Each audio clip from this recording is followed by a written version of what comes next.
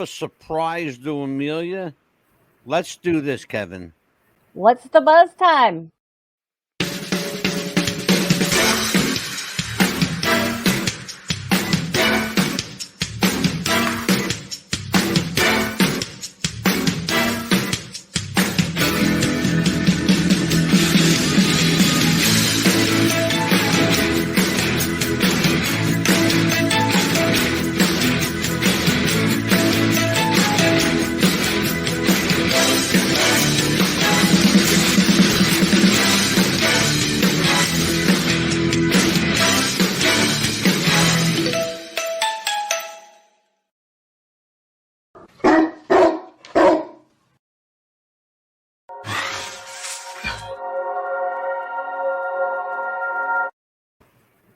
It's Thursday night, 4 o'clock in L.A. I'm sorry, it's 5 o'clock in L.A. It's 8 o'clock in New York City, and I think it's 5 p.m. in Iowa. I believe it's 5 p.m. in Iowa, Kevin. What time is it in Iowa? We'll figure it out. I believe it's probably 7 p.m. Because it's 5 p.m. where I'm at. Oh, okay. Oh, it is 5 o'clock where you are. Oh, you're in Tucson, Arizona. Yes. Wow. Okay. Fabulous. Fabulous. We, of course, are joined, as I promised, 2 nights this week by Bible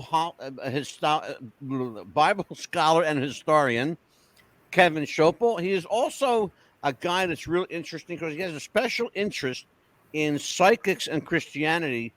We talked about that Tuesday. We're going to get more into that tonight. I want to tell everybody I'm not used to flying solo. Amelia is not here tonight. She's on assignment. She's actually looking up our guest for next week. She's got a handful tonight. But if I know her, she's playing hooky, and she's probably home with her husband having a cup of coffee and eating a bowl of ice cream. So, Amelia, whatever you're doing, enjoy yourself, kid. Because Papa's flying by the seat of his pants tonight. Kevin, we had an interesting discussion on Tuesday. Very, very interesting discussion. And it garnered, I have to tell you, a lot of reaction from people. Our show has been shared out the wazoo with any number of people. Some Christians, some not. In fact, mostly not. But a few psychics actually got a hold of our show. And I received a very nice, really nice letter. I want to show people. This is a full-page letter that I got from a young lady. I want to give her a shout-out. Her name is Diane Payne Golden, and I'm going to read this later on in the show. I gave Kevin a little heads up on it because, you know, always got to give the guest a little heads up. We had an interesting night, Kevin. We saw video clips from various people espousing that psychics are evil and psychics are maybe not people you want to hang around. The general Christian blanket for all psychics is they're evil, they're not of God, they're the devil's workers, stay away from them, blah, blah, blah, all this other happy horse shit that we hear. And I'm just going to call it what it is because it's just horse shit. In fact, it's interesting, Kevin, most Christians are not the first people you'd go to if you needed help with something. I'd sooner go to an atheist before I go to a Christian for help with anything. And that's a sad state of affairs. And I'll be honest with you, I know quite a few atheists, and there's some of the nice people you'll ever meet. And they don't judge anybody because they don't have to. They don't believe in anything. So they got nothing to judge. In a way, it's an enviable position to be in. But if you're like you and I, and we were raised with some sense of morality and religious invocation in our background, then it's tough to just walk away from that. It's also very tough to live that kind of a Christian life when other things get in the way of Christianity, like the fact that you're a psychic and you have to like bear this burden yourself because society gives you very little in the way of support, comfort, encouragement. Can we talk about that? Because it's just you and I tonight. So why don't we just have a very kind of informal guy talk tonight? What are your thoughts on what I just said? I'm sure you're like bursting at the seams with opinion. Well, I know that this is something I said back when I was at Pima Street Baptist Church, and when I was teaching, and I was actually the adult education director. Where I said, when people have these supernatural questions, shouldn't we as the church be the first that people come to? Because again, what is a church? It's supposed to be dealing with the supernatural, the heavenly, the creator of all things. This may sound a little odd, but I got a call back, and I remember the date because of the 3579 number pattern, but it was March 5th of 2007. I got a call at 9:00 at night that apparently a friend of ours who had two small children were having practically the equivalent of a poltergeist experience. Wow. And when I come over and I went there, and I didn't see anything happening at that moment, but we got into the hallway, which was kind of the center of the house, and I shared with them what was said in Mark 16:17, that these signs will follow those who believe. In my name they will cast out demons. And so I said, do you believe this? And they said, sure. I said, okay, let's just have a prayer. And I said, Heavenly Father, in the name of Jesus, I ask that these beings leave. And then I said directly to him, I says, in the name of Jesus, leave. You're not to bother this house. You're not to bother this family. Leave. Now, I didn't see any wild actions going on or a struggle put up, but checking back with Johnny and Raven a couple of days later, the mom and dad, they said everything had returned to normal after that. Wow. And that's the only thing like that. But I had to fill in for the pastor the following Sunday, and I created a message called Who You Gonna Call, which is like the theme to Ghostbusters. Ghostbusters, yeah, sure. And I emphasize that point. I says there are people who are having unusual experiences. They're afraid to talk about them, and we need to equip ourselves as a church to deal with this. And that's what I want to talk about. I want to go there because you mentioned something that I actually have personal experience with. One of the things that I'm known for, and of course, people who know me and people have come to me, I have a reputation, Kevin, as America's psychic bad boy. That's what they used to call me. America's psychic bad boy. And I've had that reputation for more than 20 years. Here's the thing. One of the things that I'm known for are my cleansings. When I go into a home and cleanse it, one of the most powerful prayers anybody could ever say or recite with faith in their heart is the prayer of Michael the Archangel. And those of you who don't know it, just look it up on Google or Yahoo or whatever. The prayer of Michael the Archangel. That was my go-to. And I have to tell you that when you talk about people having issues in their home with spirit activity and dark energy, for lack of a better word, nothing works better than faith in your heart and a prayer in your hand. Nothing works better than that. You don't need holy oil. You don't need holy water. You don't need any oracle. You don't need blessed salt like people do. And by the way, they do that in the Orient, Japan particularly. They throw salt to get rid of the evil spirits. To me, that's just a waste of salt. I agree. Nothing, in my opinion, Kevin, and it's only my opinion, Nothing works better than, as I said, faith in the heart and a prayer in the hand. But there are people in the church atmosphere, people whose job it is to pray, people whose job it is to invoke faith. You will not see those people. You will not see any of those people. Looks like somebody's trying to get through to you, Kevin. Yeah. That's. I'm gonna have to. Yeah, you could. Just a second here. Go ahead. Can I go ahead and have Santa call you back?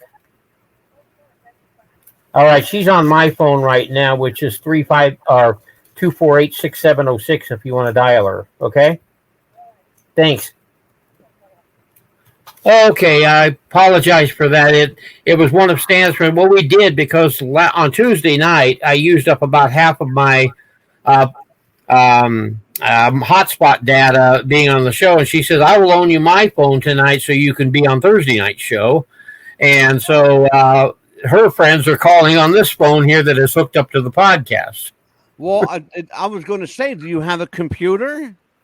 I do, but we had some bad internet problems, and this happened when I was doing what we call Christian intuitive worship between July and September of this year. I remember that. I remember talking to you about that. Yes.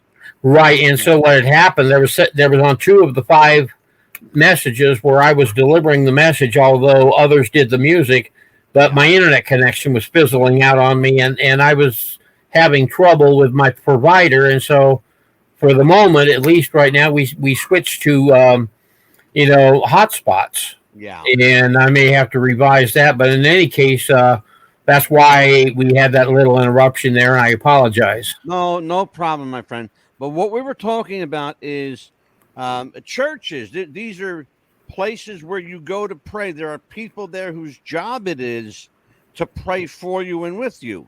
There are also people there to help you build up your faith, to invoke faith in you.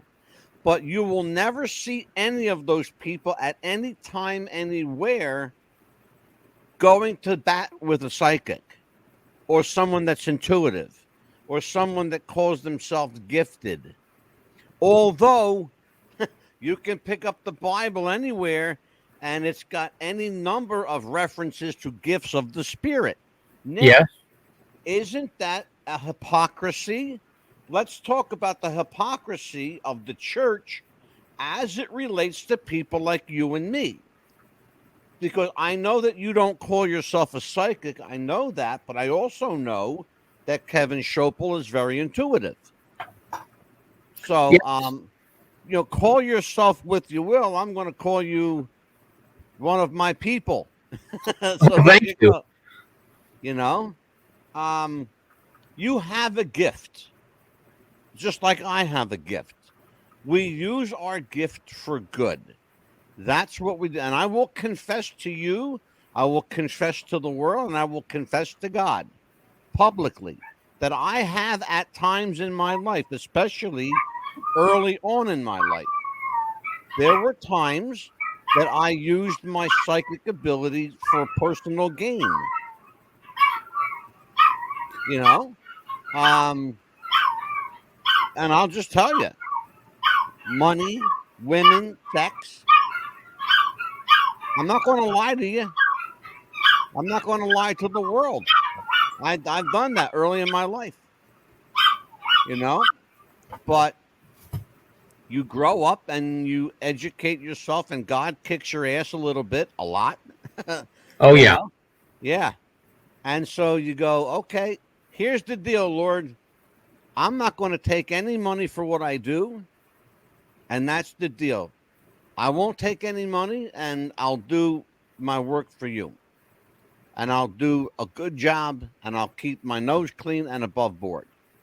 That's why I don't take money for what I do. That was a deal I made with God. I'm honoring my end. Now, if people want to give me money, I'm not going to turn away a donation, but I don't go soliciting, let's put it that way. And I never do. So your opinion on the way the church, Kevin, handles people like us. Well, in here's what I've seen: more the people that have a at least an intuitive, a psychic ability. Many times they've kept it quiet. When some of them found out the book I had written, they would come out of the closet, so to speak, about experiences that they'd had with angels or experiences with intuition. It turned out the person who took over my class at Pima Street actually, had telepathy as a gift, but she never really said it around church. Yeah. But the fact is, I feel that we all benefit from these things. And as I was even saying on Tuesday night's show, that that Melanie, who saw that I was writing 4 books, and back in 2010, Yeah. it was an encouragement to me. It's to me, it's not always like fortune telling, picking the lottery numbers and so on, but many times to kind of give you a feel as, are you on the right track? Are you glorifying the Lord in what you're doing? Now, I also mentioned my first girlfriend, Tami. As I told you, she was precognitive. Mm-hmm. Her dad was a big fan of going down to the Greyhound track here in Tucson. And once I turned 18, he definitely wanted me to come along so that I would go to the Mutual window and place his wagers. Well, You like to play the ponies, huh? oh, yeah. Oh, this was actually the dogs. Oh Yeah. yeah. Oh, Yeah. the dog track. Yeah. But anyway, there was a couple of races which Tami basically told me, what to wager on. And to me, my own gut feeling at the time wasn't putting down her, but at the same time feeling, psychic ability is work. And to me, it's always been unethical for me to benefit or profit from somebody else's work. And so I didn't do it. And I don't know if Tami, she was young then. She was 16 and I was 18 at that point. And maybe she felt that I was spurning that gift or something. I never did. Yeah. I did many times tell her, what makes you sure. I didn't press her hard on it, but I always wanted to kind of know. And she had a funny way of answering some things. Like she predicted that 3 New Year's Day bowl games in 1976 would be an upset. Yeah. And I said, what makes you so sure of that? She said, because it's your birthday. Yeah. Right. And it turned out she was true. She was correct about what had happened, but that was her answer for me. Incredible. Incredible. I have to tell you, you struck a nerve with me. It's funny. One of the things that I am known for is inserting humor in my readings, because I it's already enough pressure when someone comes to do a reading with you. It's a lot of pressure for them because they don't know what to expect, and they sometimes are more nervous than you are. So I always try to insert some humor. But when you said a moment ago, I forget what it was that you said. You were talking about her precognitive ability. Oh God, I wish I can remember. That quick, I forgot. Oh hell. Anyway, but Was it the dog track or was it the bowl games? I think it might have been the dog track. One of the things that I remember it was the lottery number. Ah, When you talked about the lottery, okay. I have to tell you, and I'm going to tie this all together. I was living as a bachelor by myself probably 12, 13 years ago, because I've been married to Anita for 10 now. And about 12 years ago, I got a phone call from a client in California.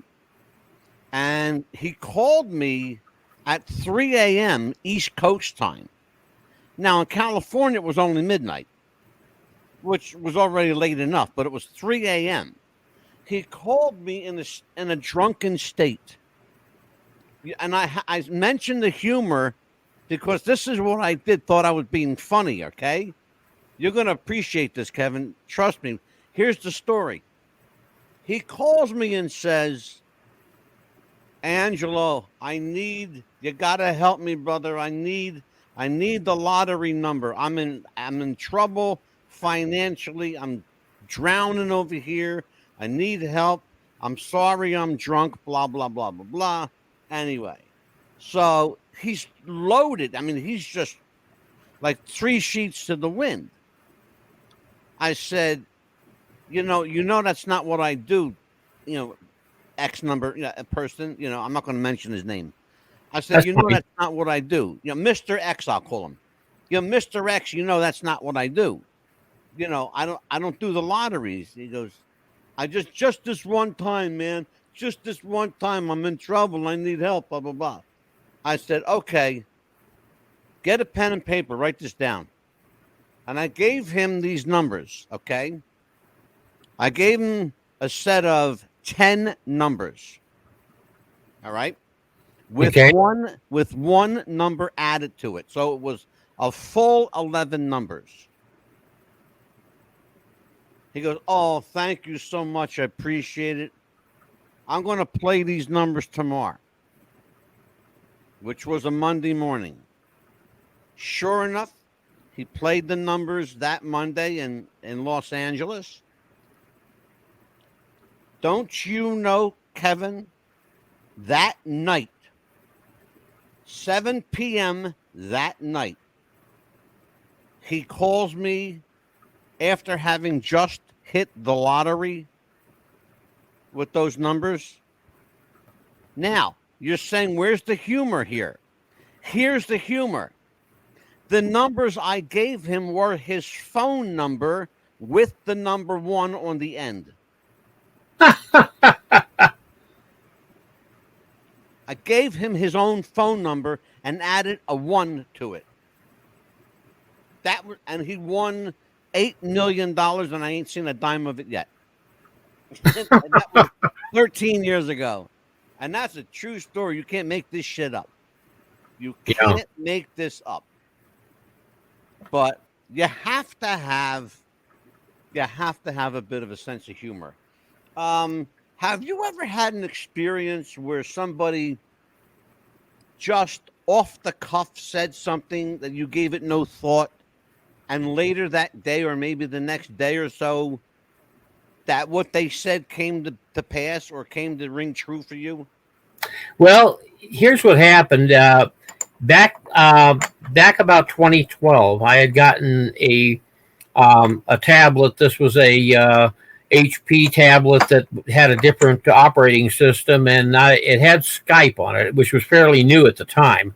Right. And Melanie had it on her computer in Kingman, and so we thought, well, let's go ahead and see how this works out and communicate on Skype. Yeah. Well, because at that point, you didn't have these developed backgrounds like this brick background behind me, which is, contrived. Yeah. And I didn't want her to see all the storage mess. So I turned my chair to where there was a radio in the background. Yeah. And, and one of the first things that she says, your dad's still glad that you still got that radio. And I said, yeah, I know, he gave it to me when he left for Turkey and I was 11 years old. And it was 2 days later that I thought, wait a minute. I never told her about anything in my office. That was the validation to Melanie that she was spot on with that.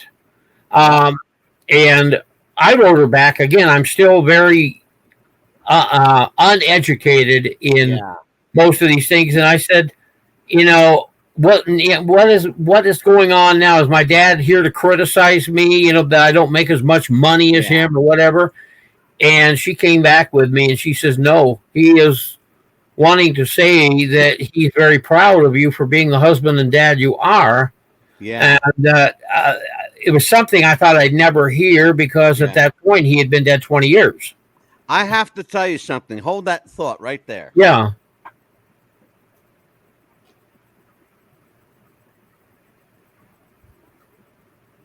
I reached over and I grabbed this. I'll tell you why I grabbed this, because what you're telling is absolutely the same story. My father passed away this year in January. He passed away on my daughter's birthday. Okay? January 21st. I'll never forget that day because we lost my father. It was my daughter's birthday. And one of my favorite singers died that day too, Meatloaf. Mm. Yeah. And Louis Anderson passed away that morning too. Okay? All within 10 minutes of each other. My father, Meatloaf, and Louis Anderson. Okay? Going over to my dad's house to clean the house out. I find a voice speaks that says, "Look up."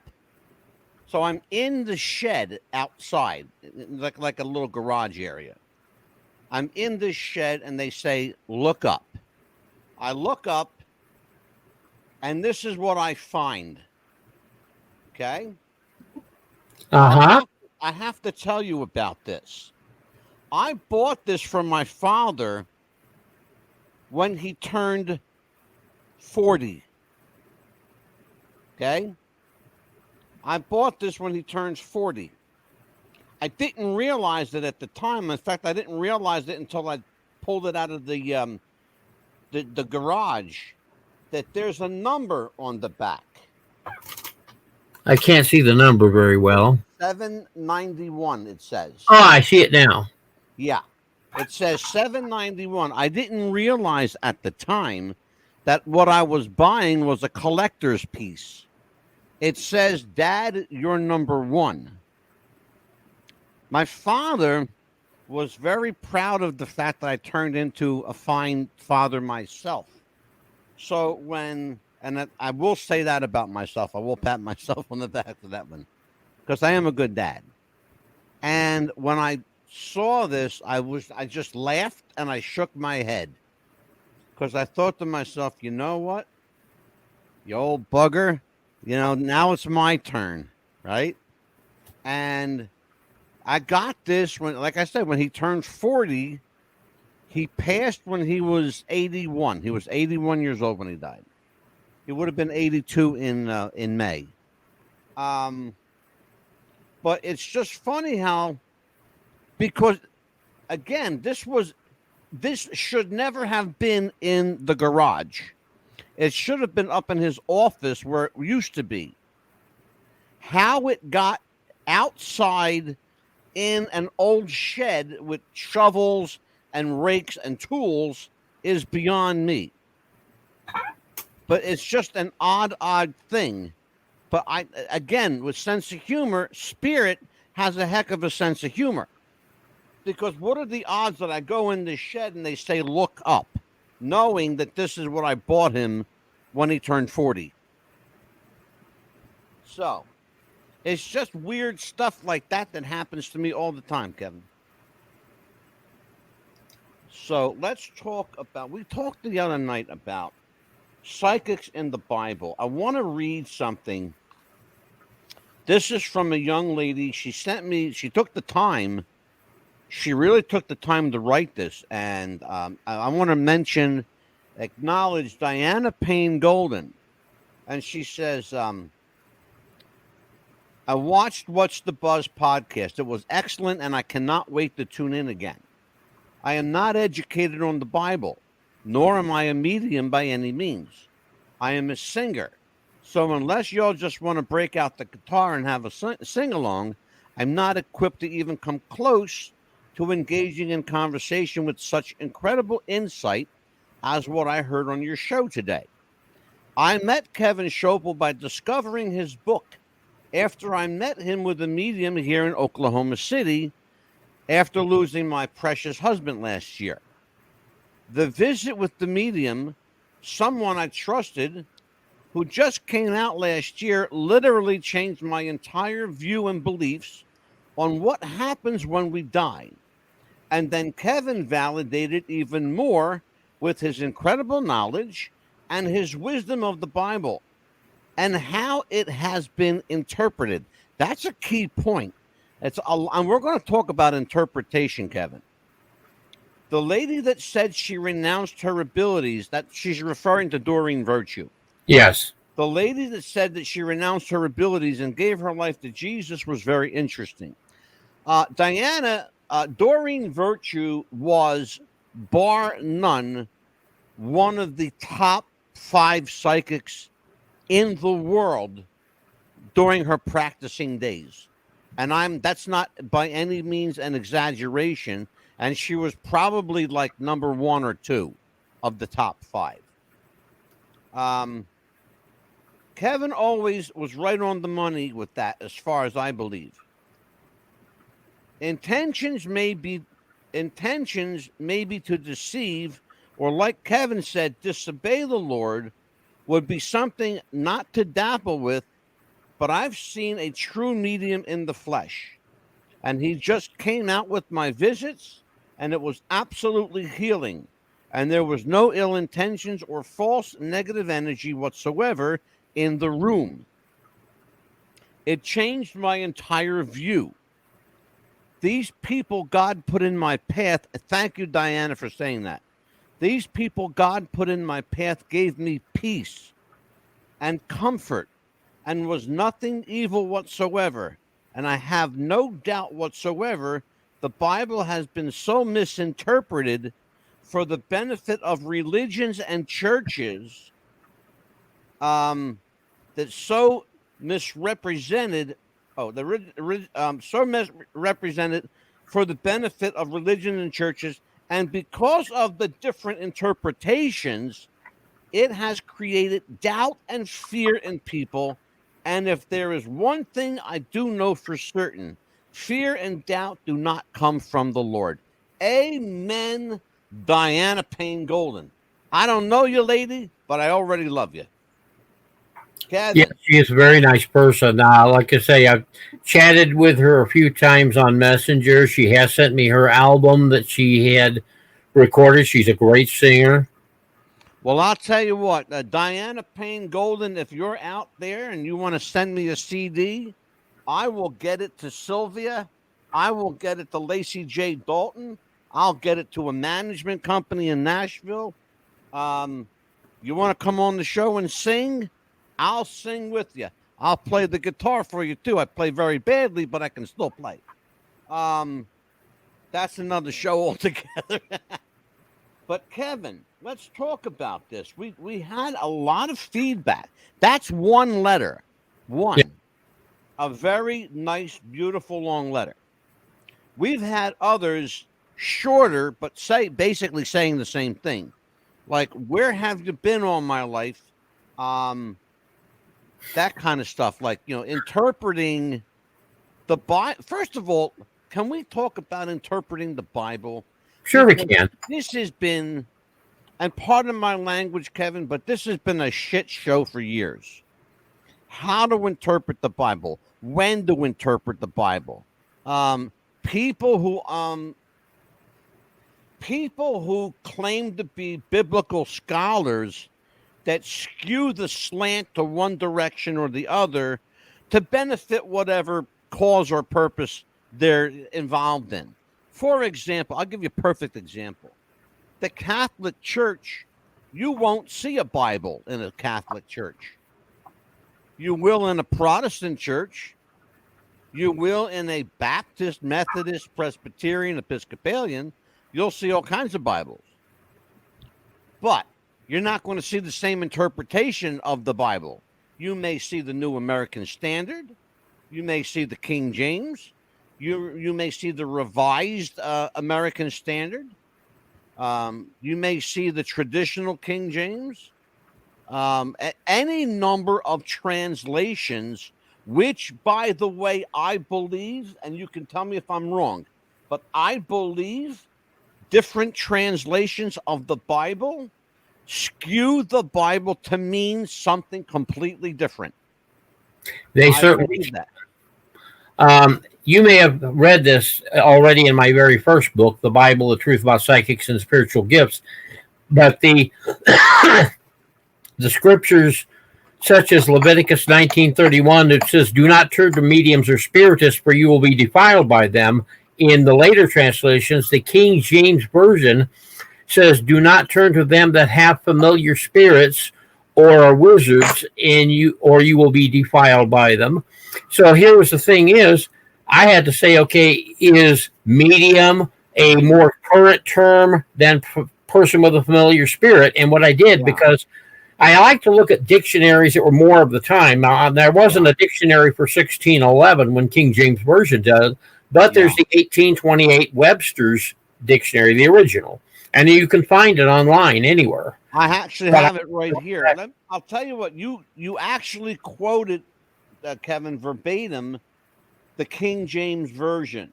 Yes. The New King James Version, which I have in front of me, says, and I quote Leviticus 19:31, "Give no regards to mediums and familiar spirits. Do not seek after them, to be defiled by them. Mm-hmm. I am the Lord your God," it says. That's what It also, but to its credit, though, it also gives the full context in which it's speaking, which I like. And that, by the way, that's from BibleGateway.com, which I love. One of my favorite sites. Yeah.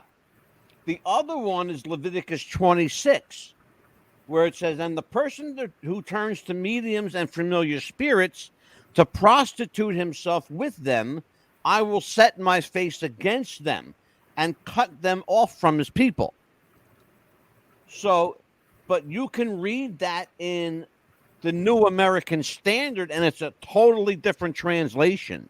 The wording is, everything's different. Mm-hmm. It's almost not recognizable. So there is a problem. I guess I want to call it a problem. And if I'm wrong, then, then God will smite me. I don't know. But it seems to me that the problem is twofold. Number one, we don't know how to interpret it. Okay. And the second problem may be the people doing these versions don't know how to interpret it. Well, this is why I went back to the original King James.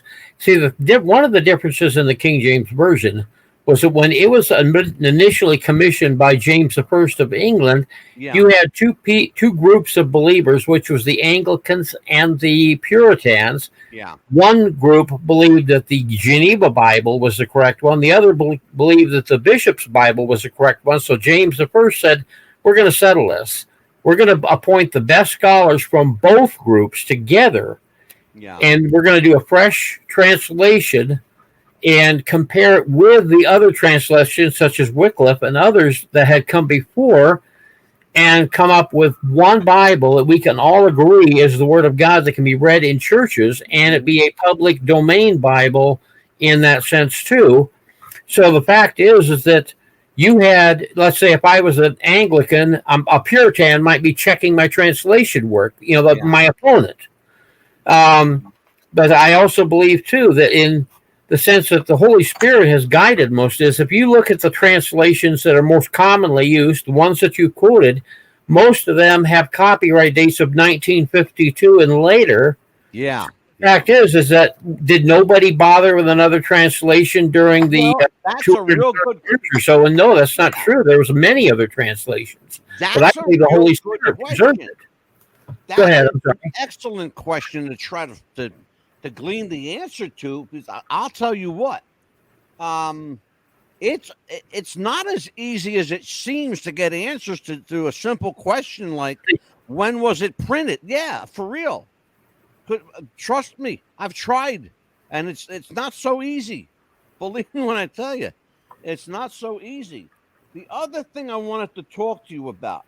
Yes. In the video clip we watched the other night, you heard Sister Madeline talking about when Saul consults a medium, remember? I remember that from 1 Samuel 28. Yeah, and I have it in front of me. I have a problem with her interpretation of this. It says, "Now when Samuel died and all Israel had lamented for him and buried him in Ramah in his own city, and Saul had put the mediums and spiritualists out of the land." It goes on to say, "Then the woman said to him, 'Look, you know what Saul has done. Now he has cut off the mediums and spiritualists from the land. Why then do you lay a snare for my life to cause me to die?'" Can you explain that in context of what Sister Madeline was talking about? Because I Well, don't understand where she's getting that this wasn't Saul. no, okay. Well, first of all, Saul disguised himself, as you probably read in the full context. Right. Mm-hmm. But there's another problem I had with what Madeline was saying was that she said that the spirit that came up was not Samuel, whereas the Bible, if you look at the whole chapter, the Bible never says, and this spirit that was impersonating Samuel, it says this was Samuel. I know. I have it right in It front was of me. the message that Saul did not care to hear, which was that he was going to die to battle tomorrow, and that he and his sons will be with Samuel. Yeah, I know. I'm looking right at it. I have. Yes. I had to print this. But by the way, if Sister Madeline, if you're out there, please read this. If you're going to quote the Bible, read the Bible first, because the way I look at this, it sure the heck looks like Samuel to me. You know? Yes. I mean, it sure looks like Saul to me. Yeah, Samuel's the book. I'm sorry. Sure looks like Saul to me. Yes. But it's, Well, that was exactly why the woman, it says it in that translation, that she shrieked and said, "You are Saul," because the spirit that came up was actually Samuel. It was not this familiar spirit. And if you'll also read there, that says, seek out a woman in Endor who has a familiar spirit. And this was not her so-called familiar. This was the actual Samuel, and it says she shrieked and said, "You are Saul. You deceived me." Yeah. The other thing I want to kind of go over with you a little bit, Kevin. Yes. Are certain terms that the New King James uses. We've already heard a couple of them using the term to put out, to put out of this land, to set aside. Here's what 2 Kings 23:24 says. It says, "Moreover, Josiah put away those who consulted mediums and spiritualists, the household gods and idols, all the abominations that were seen in the land of Judah and in Jerusalem, that he might perform the words of the law which were written in the book that Hilkiah the priest found in the house of the Lord." Can you explain to everybody what he's talking about, what they're talking about when they say that he put away the mediums and spiritualists? Explain, because it doesn't, in our terms, it doesn't make sense, to put away a medium or to put away a spiritualist. I will be honest first that I'm not as familiar with using the terms put away, but a lot of times the word put away, for example, in Matthew chapter 1, it meant to divorce quietly or to separate from someone quietly, because like it says, and Joseph was minded to put away Mary quietly to not make a public disgrace. Okay, so that is my usual take on the meaning of that. Well, I'll tell you what, in the context that you just said, it makes perfect sense. Because if I replace put away with separate, I'll do it now. Moreover, Josiah separated himself from mediums and spiritualists. That makes a lot more sense then, doesn't it? I would agree. So, if you use the word separated in place of put away or put aside, it sure does make a hell of a lot more sense. The other one is Isaiah 8:19. "And when they say to you, seek those who are mediums and wizards, who whisper and mutter." We heard that guy the other night say, peep and mutter. Right. Same difference. "Should not a people seek their own God? Should they seek the dead on behalf of the living?" Let's explain to people the fullness of that. Because that preacher the other night quoted Isaiah 8:19, but he didn't do a real good job of explaining Isaiah 8:19. So now that I have you here all to myself, let's talk about that.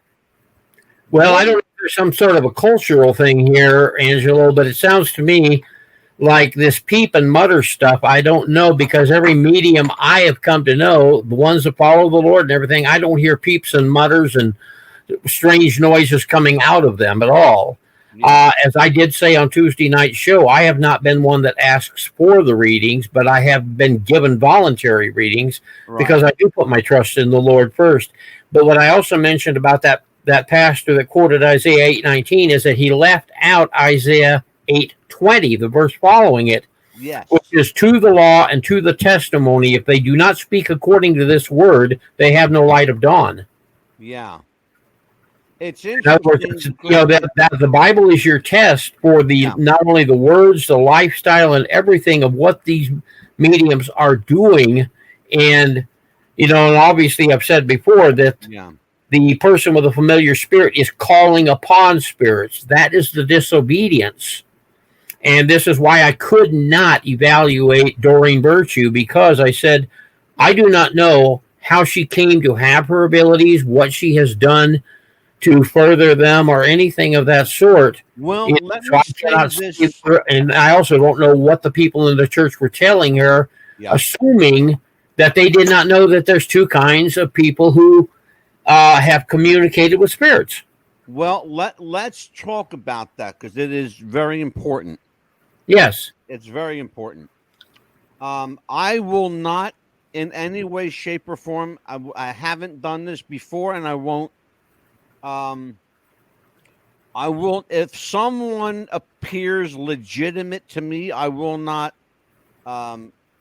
condone. I will not. What's the word I'm looking for?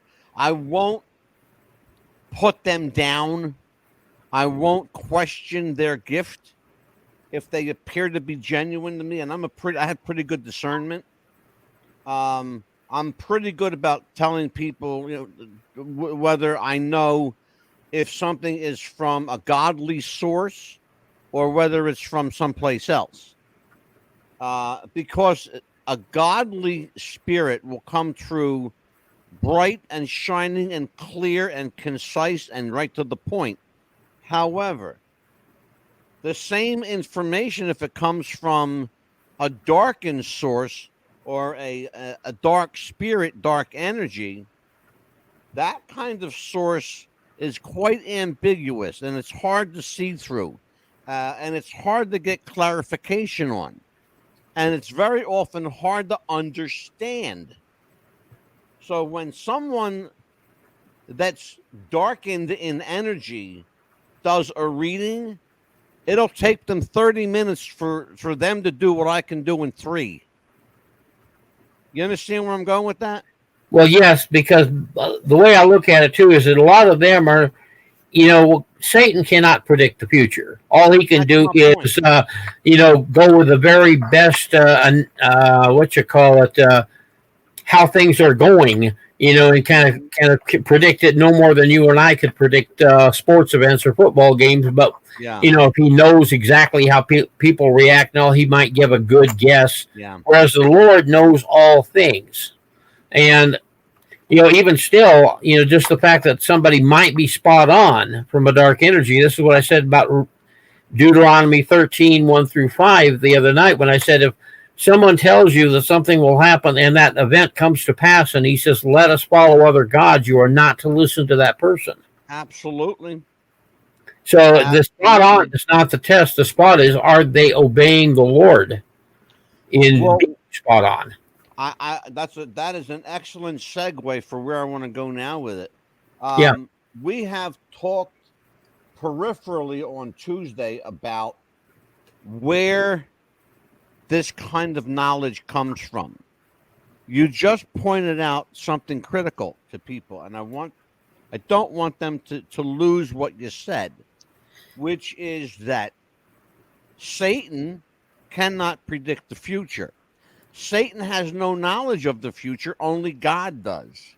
Yes. And God only gives Satan enough creative wiggle room to do what God wants him to do. And let's just be honest about it. God created the heavens, the earth, the good and the bad. Okay? He created the good and the bad. And I won't listen to me, folks out there. Well, why would God create bad? Because he gave humanity free will and free choice, knowing damn well that humanity was going to screw up. as we were supposed to, as we were intended to. Why? Because as soon as Eve took a bite of the apple, she sealed our fate. Simple as that. And if you think I'm wrong, ask Kevin Schoeppel, because I'm sure he'll validate everything I just said. Well, Go ahead, Kevin. absolutely. Yeah. And secondly, and most importantly, God is not going to entrust that kind of wisdom, that kind of knowledge with somebody that's clearly against him. Would you? It's like giving your enemy the PIN number to your ATM card. No. You know what I'm saying? Like, why would you do that?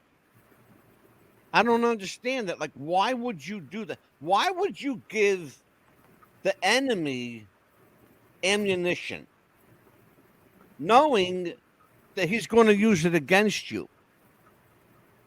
So don't even deal with him. You don't have to deal with the devil. People say, "Oh, I have to make a deal with the devil," and blah blah blah blah blah. No, you don't. No, you don't. Well, it all depends on what you want. If you want to make a deal with the devil, you better be prepared to deal with the consequences.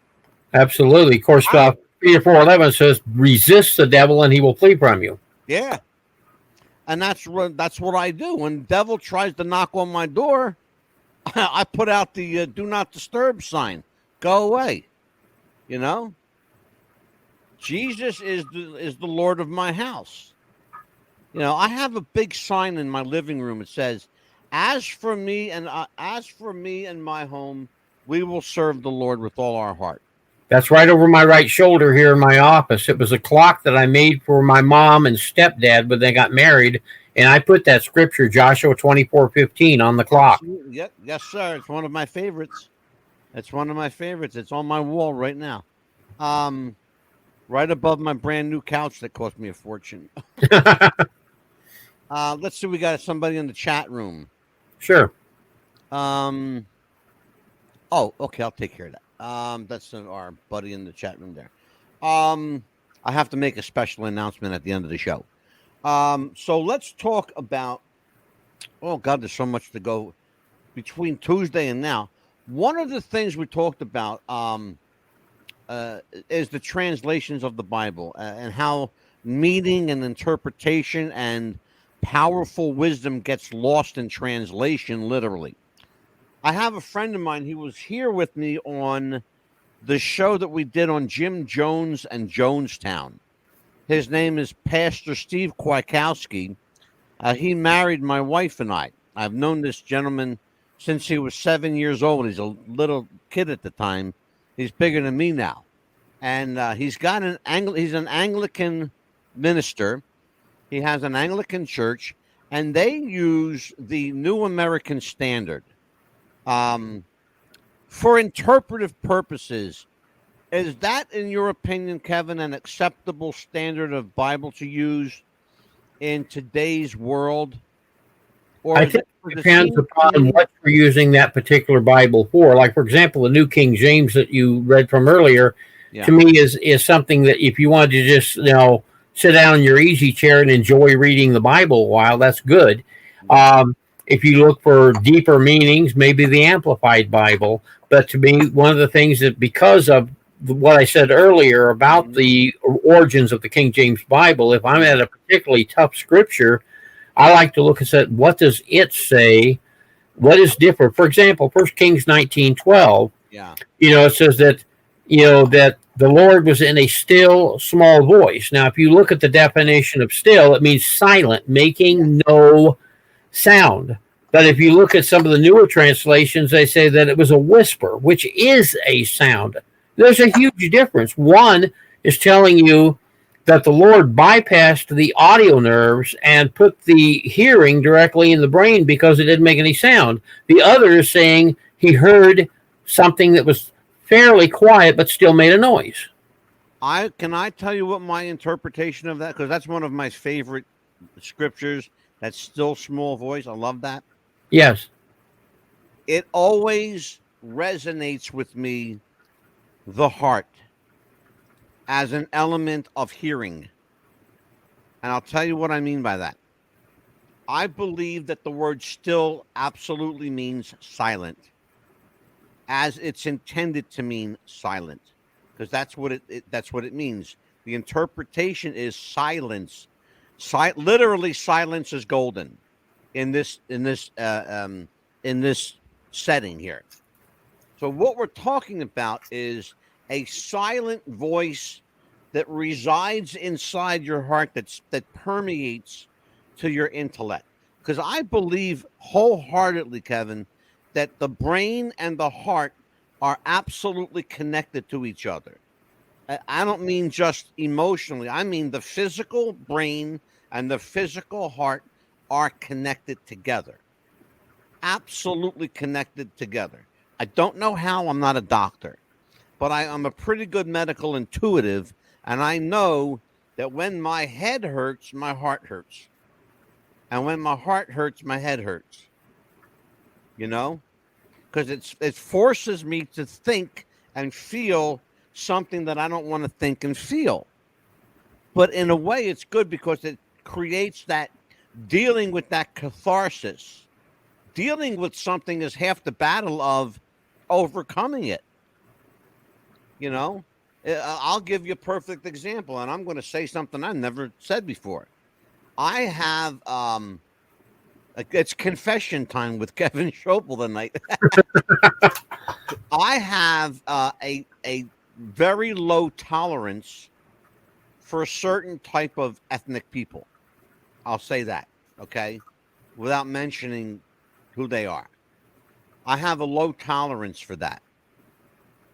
When God starts to speak to my heart and my head in terms that he's trying to tell me, Angelo, you need to get over this and get past it, because those who live in the past are condemned to repeat it, as was above Jim Jones's throne in the jungles of Guyana. Those who live in the past are condemned to repeat it. And I find myself reverting back to that 10-year-old, 12-year-old kid in the city of Philadelphia who grew up with racism all around him. You know what I mean? Yes. And there were certain kinds of people that I didn't have a real high tolerance for. And certain words that I used that are not now socially acceptable.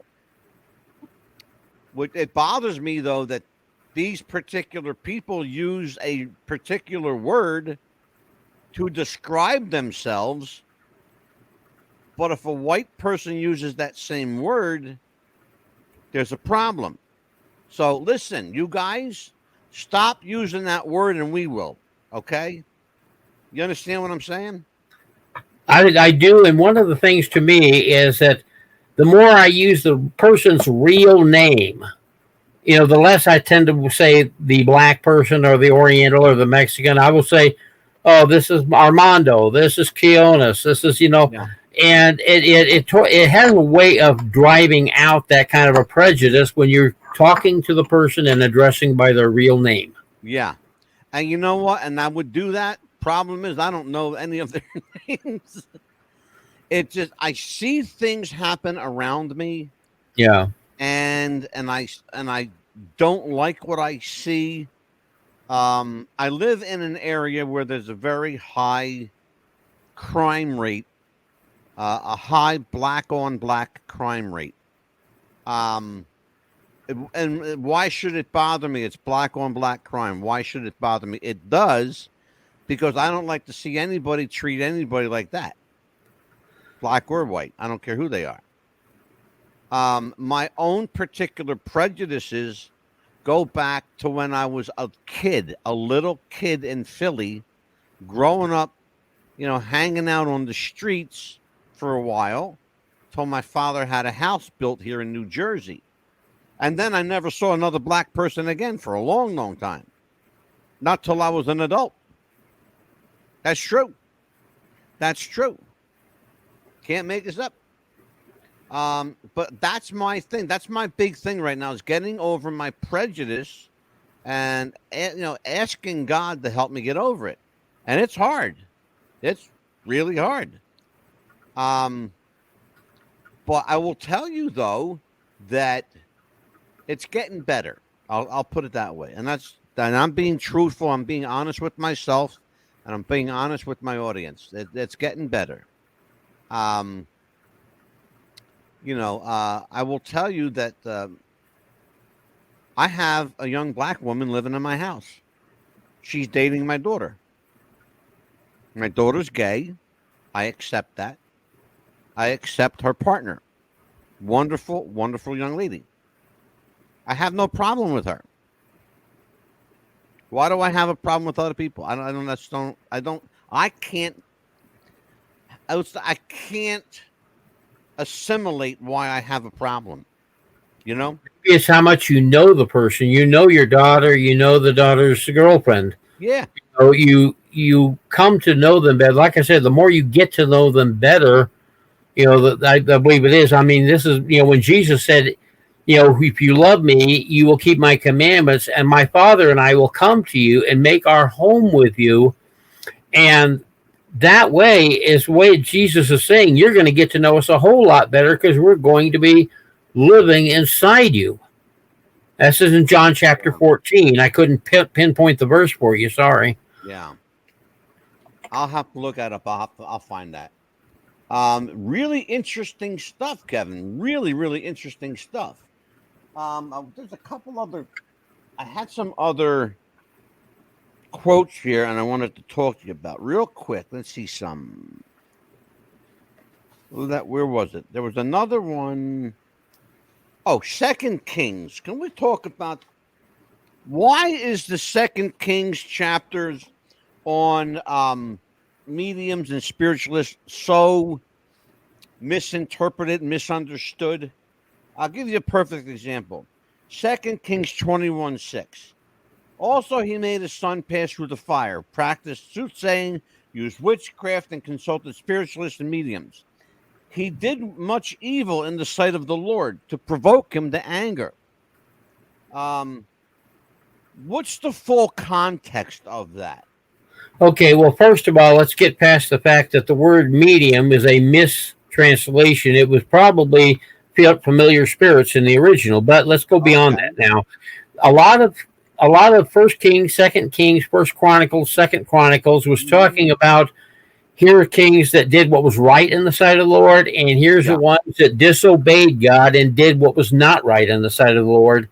And it's more of an overview. It does get specific in there. That they made their sons pass through the fire, which was in violation of Deuteronomy 18:10. So the fact is, that's what they're really trying to do, is to say these people did what was right and the others did not. And as to what made the difference, it could have been whatever people, whatever advisors, whatever who they were with. I mean, Solomon started out with his heart devoted to the Lord. All the foreign wives that he had, 700 wives and 300 concubines, turned his heart differently.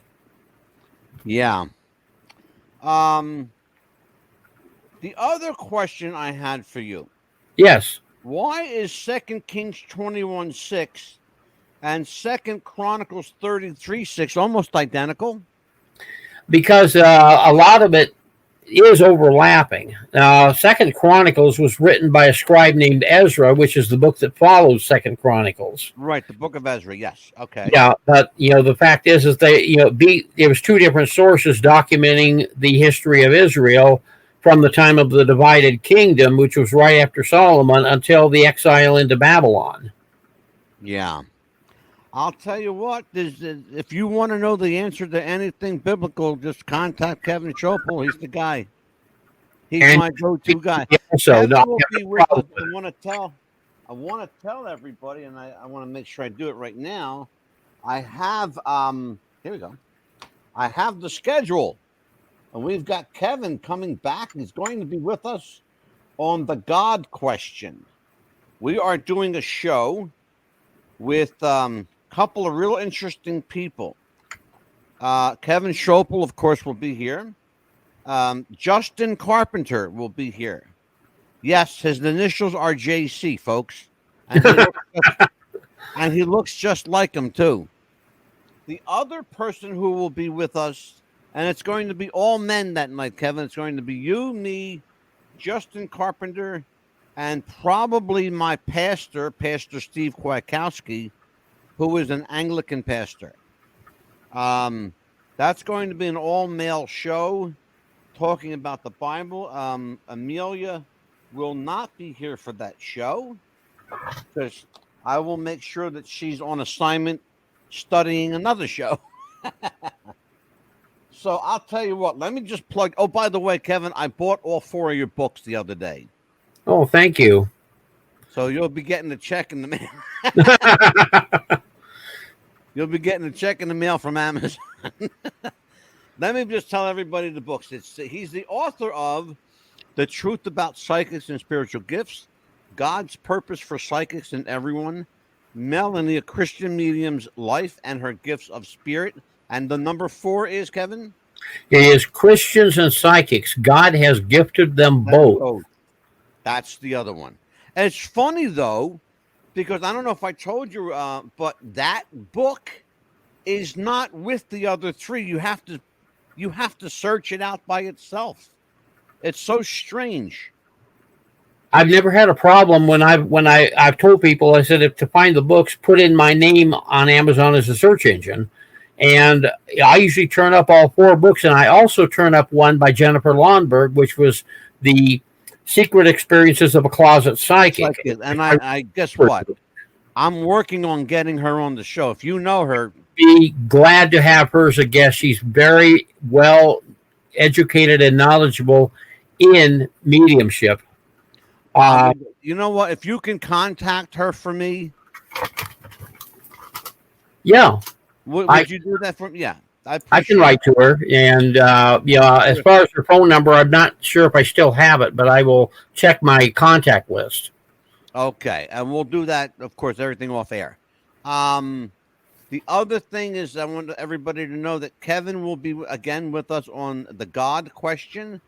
We're getting into some heavy subject matter, and I'm happy to be honest with you. This is good stuff. This is really good stuff. So, Kevin, it's been a nice show, just you and I. Yes. For an hour. And thank you, my friend, for making time with us on the Thursday night. I guess you go spend some time with Shayna now and hang out and maybe have a little milk and cookies before we absolutely go to bed. And the Lord is flickering my screen over here. What did I do, Lord? But I'll tell you what, here it goes again. Yep. So listen, I'm going to let you go. You have a great night, and everybody, will see you next week. And we will talk about Love Has Won with Amy Carlson. Amelia will be back with me Tuesday. Take care, everybody. Good night, and enjoy your weekend. Bye.